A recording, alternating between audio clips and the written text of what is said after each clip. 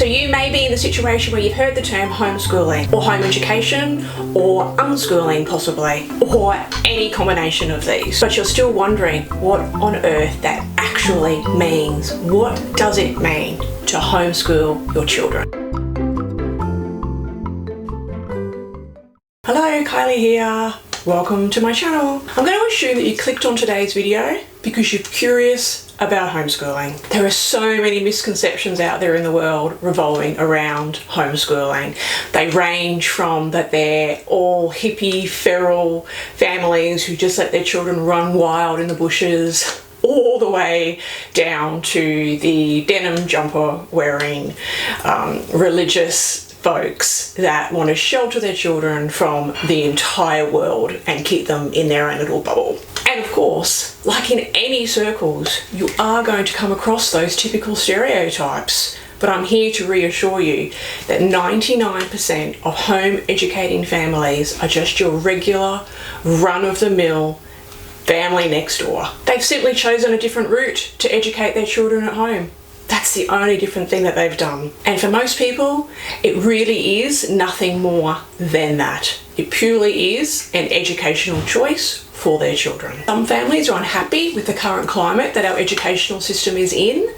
Others have found that their local school just simply cannot provide what their child needs. And then there are some that have been treated so badly by their local schools, they simply felt that they had no other alternative but to remove their children and educate them at home. And then there are the other folks who just simply wanted to do something a little bit different. We all choose schooling based on our own needs, wants and desires for our children and our family life. And choosing to home educate is absolutely no different to anyone else going out and researching a variety of schools in their local network. So you may be in the situation where you've heard the term homeschooling or home education or unschooling possibly, or any combination of these, but you're still wondering what on earth that actually means. What does it mean to homeschool your children? In today's video, I hope to answer some of those questions for you. So what is homeschooling anyway? What actually is it? In a nutshell, homeschooling is simply just an alternative method to educating our children outside of the confines of a regular school. So one question I hear all the time, do homeschooling families bring in qualified teachers, or are they qualified teachers themselves? In most cases, that is a no. They are just standard, regular parents like you and I who have chosen to educate their children at home. Homeschooling is a viable and valid method of educating our children. And it is legal in most countries around the world, so be sure to check that out depending on where you are. And here in Australia, it is absolutely legal to home educate in all states of Australia. It is a path that in the vast majority of cases allows for so much more family time, so much more free time for the children, and it allows more time for that child to truly get to know themselves without the confines of school, all while still gaining a quality education. Assessing our choices for the next 12 years of our children's education, I wholeheartedly believe should be done with the best interests of the child at heart. As our young children get closer to that age of attending school, we start going out and looking at all the options that are available to us out there in the community. And during this process, things normally look something like this. We have option 1, we look at all the local public schools. Option 2, what are the private schools around? How do they differ from the public schools? Can we afford a private school? Some of us in option 3 will seek out alternative schooling, such as a Montessori school or a Steiner school, and there's forest schools popping up around the world and those types of things. This is where I believe that every family should be adding in a 4th option for them to explore, and that is the option of home education. How homeschooling looks in the home is as varied as there are the number of families out in your local community. No two homeschools will ever look the same because no two families ever look the same. Of course, before embarking on homeschooling, it is vitally important that you understand the legalities around educating your children at home within your own country and then within your own state. Here in Australia, as I can only speak from my own experience, we have 2 valid options when it comes to registering our children to homeschool. Option 1 is registering with our state home education board. And option 2 is seeking out a distance education providing school. So this is a school that will have a branch or an arm specifically set up for folks who are choosing the distance education option. It's a mouthful. So when it comes to choosing to homeschool, that is one of the first choices that you probably do need to make. Am I going to go it alone and register myself as our own little independent school through the home education department? Or am I going to choose a distance education providing school or a charter school or an umbrella school or something like that? Experienced home educators will always recommend to you that you seek out families within your local area and chat to them about the registration options that are available to you. Rest assured though, nothing's set in stone. If you choose in your first year to go with a distance education provider and it doesn't seem to quite fit what you felt home education would look like, there is no reason to say that you can't leave that provider and move across and register as an independent homeschooler. And of course, vice versa. That goes both ways. You can interchange as often as you feel that you need throughout your child's educational journey. In the wider, more experienced homeschool community, there is some school of thought that when you choose to register with a distance education school, you're not actually homeschooling.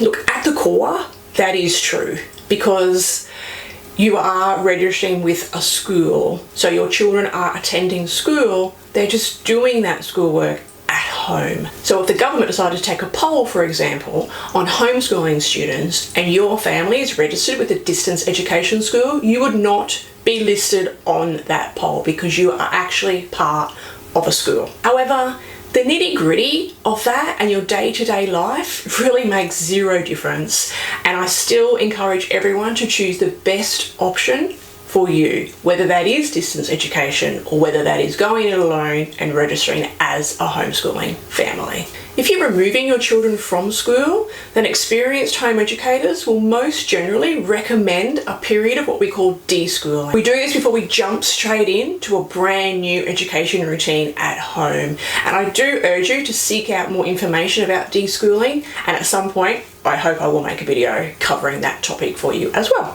Often the terms homeschooling and unschooling are used interchangeably. And if you're someone who doesn't understand the terms completely, they are often misused or not used in ways that they are inside of the home educating community. When you choose to remove your child from school, regardless of the educational style you're choosing, you are homeschooling.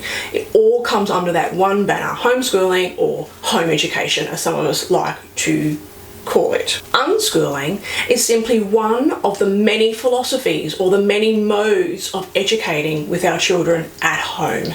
It is not homeschooling or unschooling. Unschoolers are still homeschooling. And in fact, once you start researching homeschooling, you will find that there's a long list of philosophies and methods that homeschoolers can choose to align themselves with. It's far too many of them for me to get into deeply here in this video, or we'll go on and on and on for hours, but I'll give you a really quick list of some of the different methods that you may like to look at further. So we have school at home, your traditional style of school at home. Unschooling, Delight-directed, Montessori method, Steiner, classical education, Charlotte Mason, which is living books, unit studies, eclectic homeschooling, road schooling, it's becoming very popular lately, technology-based, and also cooperative homeschooling programs. So as you can see, the options with homeschooling are many and varied. You are not stifled for choice in any way, shape or form. However, as families settle into their homeschooling routine, the vast majority of them will tend to sit somewhere within the eclectic or the unschooling parameters, with the others being sitting just sort of outside with not as many families following those strictly. When it comes to homeschooling, you, the parent, are in control. You become the teacher and the school principal all at once. You write your own programs and can completely customize them to each child within your family. These programs are then generally sent off to your registration body to be approved. Depending on the state in which you live, you will compile reports to be sent in for assessment, or you'll have a visit from your local education advisor. And that's when you'll sit down and chat about the work, you'll show your child's portfolio, and they will make a decision as to whether to approve you for another 6, 12 months, 2 years. Again, that's dependent on where you are and how your education system is set up for homeschooling in your area. So this is an ongoing process and something that does need to happen regularly.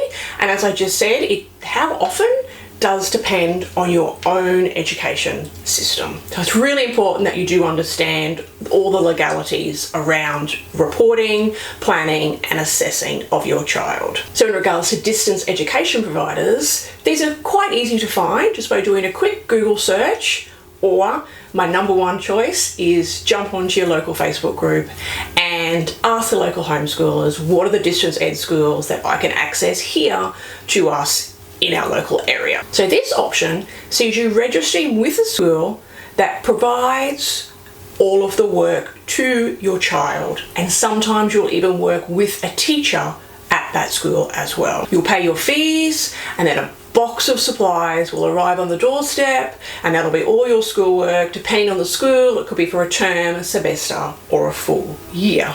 Each distance education school is slightly different in how they're set up, how they run, how their reporting is done, and what their expectations are of each child. You will have ones that have a higher academic output versus others who have a less focus on academics. However, each school will have some form of assessment, whether that be regular exams, again, or submitting work samples and portfolios and those types of things. Many distance schools also offer some form of online learning, which suits many students. Here, they simply log into their classroom at a set time, and they'll get to know all the other students that are also in that same class with them. Distance education schools may also offer things such as school camps, sports carnivals, swimming carnivals, award ceremonies, end of year graduation, and those types of things. So if you've gotten this far and now you're ready to actually jump in to the world of home education, you're going to need to start thinking about how that's actually going to look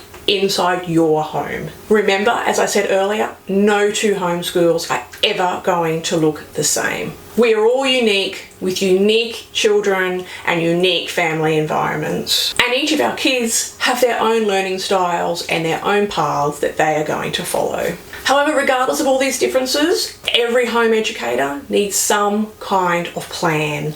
Something needs to be thought through to how you see this looking within your home environment. This plan is not only useful and often required for your regulating body, it's actually really valuable for us to know where we are currently here today and where we want to be and where we're headed, and the tools that we may use and investigate to get ourselves there. A homeschooling plan provides us with direction and guidance as each day of educating our kids at home come at us thick and fast, because trust me, once you're in the thick of it, they do just roll on and on and on. So that plan does really help to keep us grounded and focused and knowing where it is that we're headed. If you're new to homeschooling, trying to plan a whole year, for example, covering all those subjects for 3 or 4 children can be a really daunting process.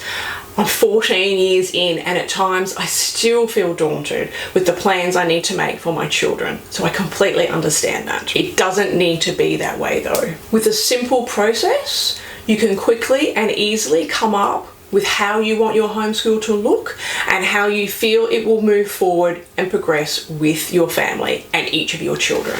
Over on my website, I've put together a free Planning with Purpose journal. This is an introductory level planner, and it has prompts and questions to get you thinking about how you want your homeschooling to look, to assess why you're truly homeschooling in the first place, and where you feel your homeschooling may take you and your children on this journey. So I'll pop a link to that down below, and you can jump over and download that at any time you like. It's completely free. But like I said earlier, if you are considering homeschooling, I encourage you, Facebook is the place to be for most homeschoolers in most countries. Jump on, find your local homeschoolers, chat to them, talk to them, meet them at a park, have a coffee, and explore what this education pathway might look like for your family. I hope you enjoyed today's video. I really appreciate you all being here, and I would so love it if you would give it a thumbs up, because it really helps my video be seen by more people who could be looking for homeschooling. Any questions, please leave them below. We can certainly start a dialogue about that. And don't forget to subscribe. Until next time, I'll see you then. Bye for now.